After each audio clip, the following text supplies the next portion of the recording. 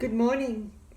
I'm going to get on now and do you a brief little chat about being true to yourself.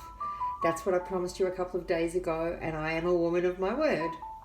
So, why do I want to talk about being true to yourself?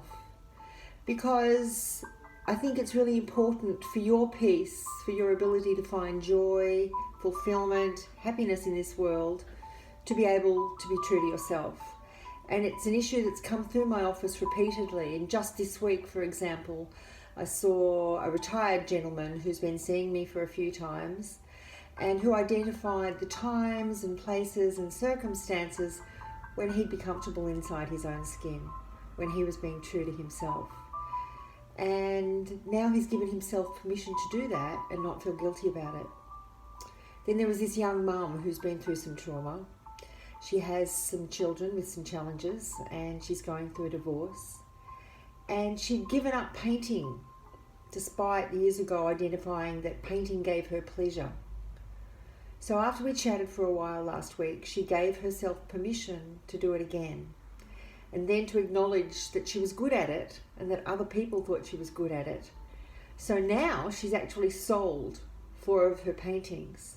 And while she's been struggling with the idea of needing to find work to support her family, she's now starting to think that perhaps being true to herself, doing the painting, is something she could do to support her family.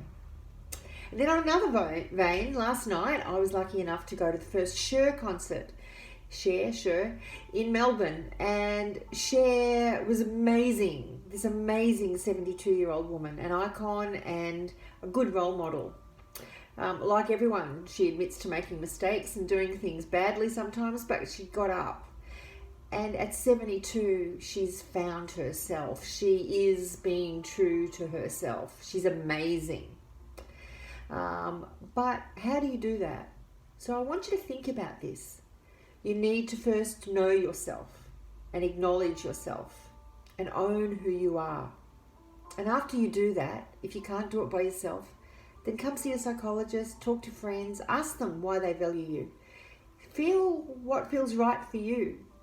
There's research done in psychology that shows that we talk about different parts of ourselves, ought self, actual self.